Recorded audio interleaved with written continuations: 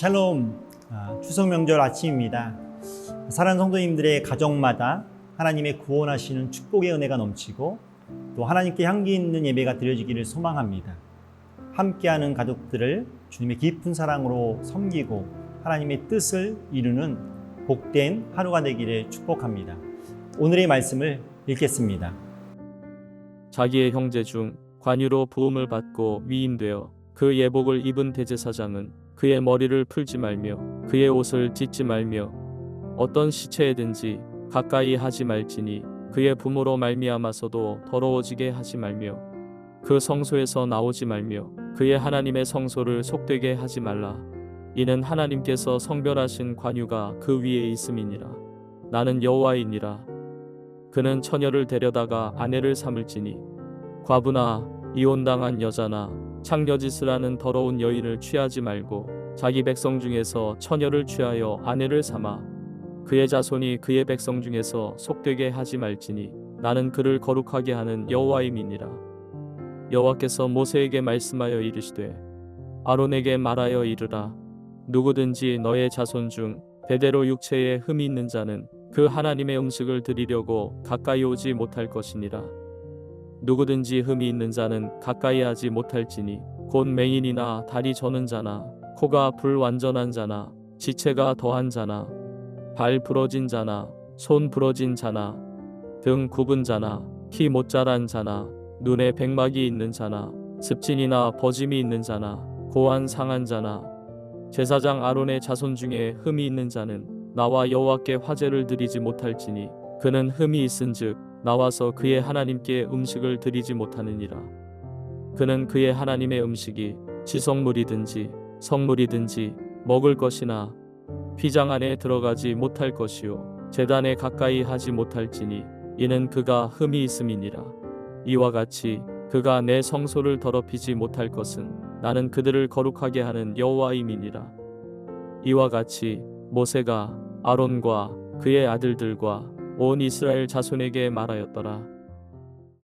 오늘 본문은 일반 제사장 중에서 하나님의 성소를 섬기는 대제사장을 구별하여 부르신 후에 지켜야 할 규례를 설명하십니다.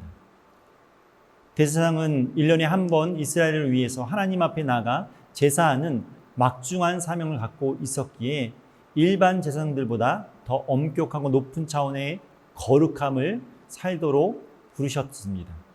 우리 12절의 말씀을 읽겠습니다.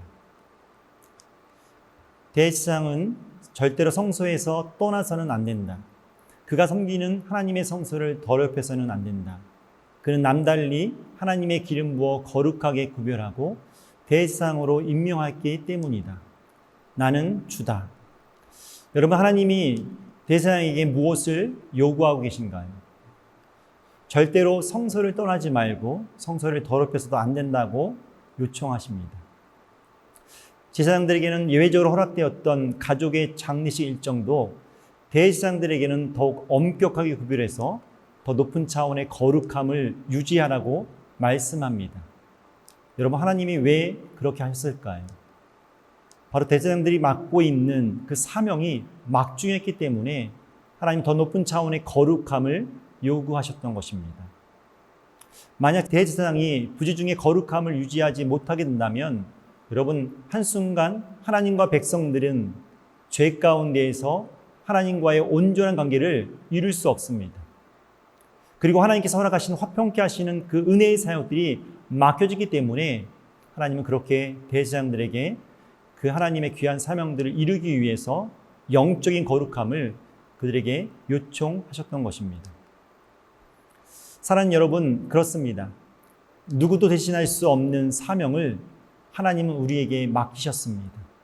하나님의 자녀라는 호칭은 그냥 주어진 것이 아니라 누구도 대신할 수 없었던 사명을 갖고 계셨던 예수님께서 이것을 지켜내시고 거룩해 하시고 또 사랑과 희생이 있었기 때문에 오늘 우리에게 하나님의 자녀라는 호칭이 주어진 것입니다. 마찬가지입니다. 세상에 줄 수 없고 누구도 대신할 수 없는 이 복음의 사명을 위해서 하나님은 우리를 부르셨고 우리에게 부탁하셨습니다. 그러기에 우리는 오늘도 우리에게 맡겨진 이 막중한 복음의 사명을 감당하기 위해서는 바로 세상 가운데에서 거룩한 사람들로, 하나님께서 주시는 아름다운 믿음의 사람들로 살아가야 될 줄로 믿습니다. 하나님의 그 거룩한 사명을 갖고 있는 소중한 한 사람이 되어서 하나님의 뜻을 이룰 수 있는 저와 여러분 되기를 주님의 이름으로 축복합니다. 계속해서 본문은 일반 제사장들과 마찬가지로 대제사장의 결혼과 가정에서도 하나님이 거룩함을 추구하라고 말씀하시면서 하나님의 선택하신 거룩한 영적 사명을 이어가도록 당부하고 있습니다. 16절과 17절의 말씀을 읽겠습니다. 주님께서 모세에게 말씀하셨다. 너는 아론에게 이렇게 말하여라. 대대로 너의 자손 가운데에서 몸에 흠이 있는 사람은 하나님께 음식 제물을 바치러 나올 수 없다. 여러분, 주님은 지금 모세에게 무엇을 명령하고 있습니까?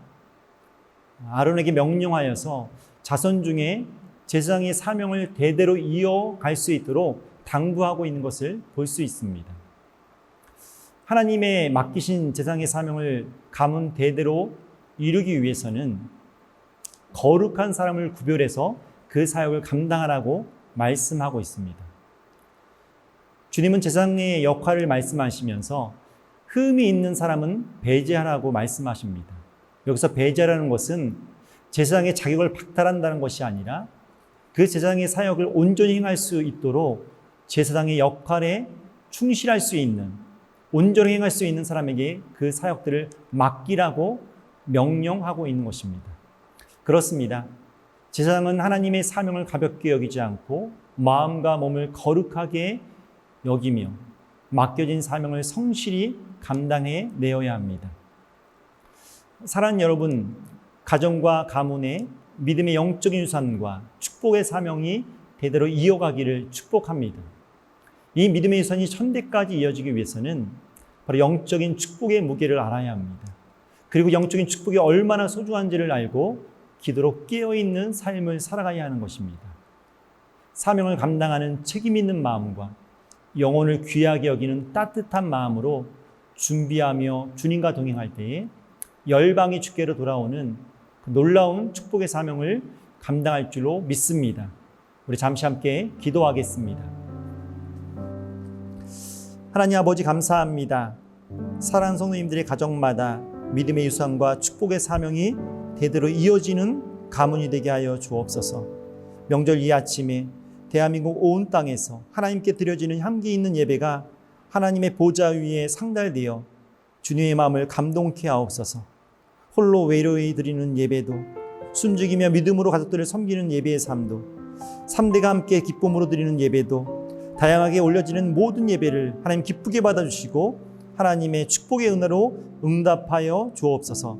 감사하며 예수님의 이름으로 기도하옵나이다. 아멘.